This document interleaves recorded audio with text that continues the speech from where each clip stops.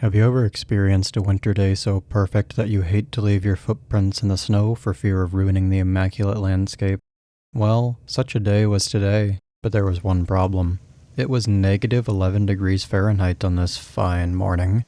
Okay, that's not great, but it's not awful. That is, until I figured out that the temperature actually felt like negative 31. Yikes. Undeterred, I waited for the temperature to warm up to a toasty negative 7 before setting out on my birding expedition. Just like my last sub-zero birding adventure, I made it my goal to observe 15 bird species on this frigid day. Ready or not, we're going birding. I started out at a local pond that leaves an aerator running during winter. I was surprised to see that no mallards or Canada geese were present, but it was no surprise that the resident trumpeter swan pair was loafing on the ice.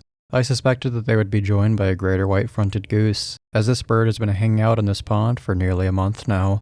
It does not come and go with the local Canada geese flocks, instead choosing to stay at the pond with the trumpeter swans. It'll be interesting to see when this bird eventually departs from the area, but for now, it counts as my first bird of the day. The trumpeter swans here don't count because they are rehabilitated birds that are always present. The next species I encountered was the American crow. I noticed two sitting right next to each other in a field. They were clearly camera shy, as they didn't do much when I was recording them. However, I suspect that they were feeding on something in the field because I saw them picking at the ground. Soon after recording this video, I noticed that one of the crows flew to a nearby hill and slid down in the snow. It seemed to be a clear example of play in this species.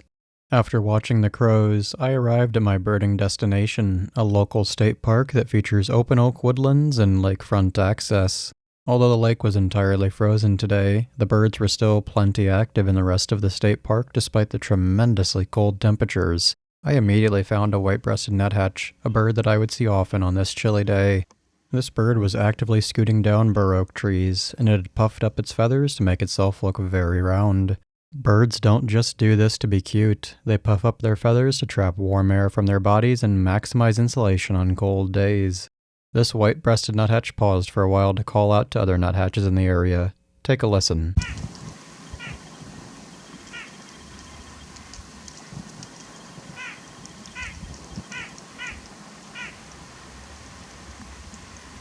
After the nuthatch, I came across a downy woodpecker that was busy pecking away at the top of a tree. You can see by the red patch on the back of this bird's head that it is a male. You'll notice that the downy woodpecker dislodges some bark from the tree as it forages. This may inflict minor damage on the tree, but a healthy plant will have no problem healing after being visited by a tiny woodpecker like this downy. I didn't see this downy woodpecker extract any insect morsels, but it must have been onto something judging by its persistence at this tree. I heard black-capped chickadees and an American goldfinch after observing the downy woodpecker, bringing my total to 6 birds on the day. Another woodpecker was the next bird that I recorded. This time, I found a red-bellied woodpecker in a tree that regularly hosts this species. After failing to even hear a red-bellied woodpecker on my first sub-zero birding YouTube video, I wondered if these birds hunker down during the coldest days of the year. That theory doesn't seem to hold up, as I encountered several red-bellied woodpeckers that were actively foraging on this day. This cooperative bird was a male, possessing a complete red hood that would only partially cover its crown if it were a female. He was busy scooting up this tree in search of a meal, and he soon found an area that must have had a tasty treat, as he can be seen eating something from this crevice. This red-bellied woodpecker also vocalized quite a bit. Have a listen. I then found my 8th bird of the day as he sang from high in a tree. Can you tell what it is from this angle? If you guessed house finch, then you would be correct. This male house finch was a reminder that spring is right around the corner despite the brutal temperatures, as he sang his heart out from the top of this tree. Unsurprisingly, no female house finches took this male up on his advertisements for love on this frozen day. Take a listen to this lonely male house finch.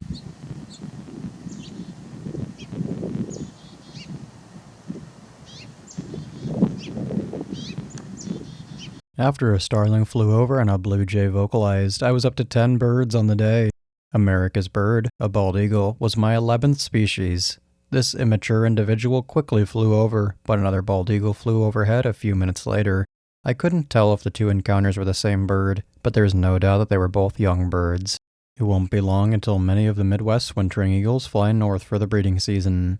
The next bird that I observed is another bird that will soon be departing from most of the Midwest to its northern breeding territories, the dark-eyed Junco. Juncos are tough little songbirds that never seem to be phased, even during the most intense winter weather. This little guy briefly left the relative warmth of its brush pile to perch in a tree and give me a look. Also in the brush pile were my 13th birds of the day, the rats of the sky, also known as house sparrows. There were more than a dozen associating in this safe location, and they were uncharacteristically wary of my presence. However, my patience soon paid off, and I got some good looks at this group as they moved around and communicated with one another. House sparrows are very social in the non-breeding season, communicating almost incessantly. Here's what I mean.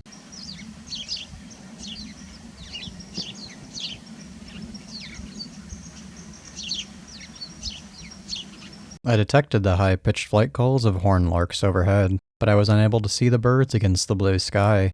Still, this got me to 14 birds, and it was only a short while later that I found my 15th bird of the day, a northern cardinal. I didn't get great footage of this male, as he was tucked away in a thicket, but I was thrilled to again meet my sub-zero birding goal. On my way out, I was treated to a great look at a hairy woodpecker that was focused on boring into a particular spot on a tree. If you look closely, you'll see it extract a grub from the tree.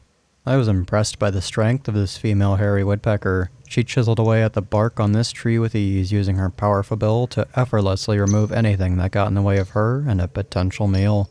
Tree enthusiasts may cringe at the sight of bark flying off this tree, but remember, a healthy tree can easily endure a battering from woodpeckers.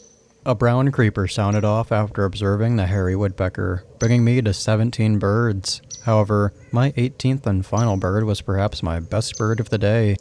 I was excited to relocate a continuing red-headed woodpecker, as these birds are uncommon in northern Iowa during winter. You may be thinking, what gives? That woodpecker's head isn't at all red.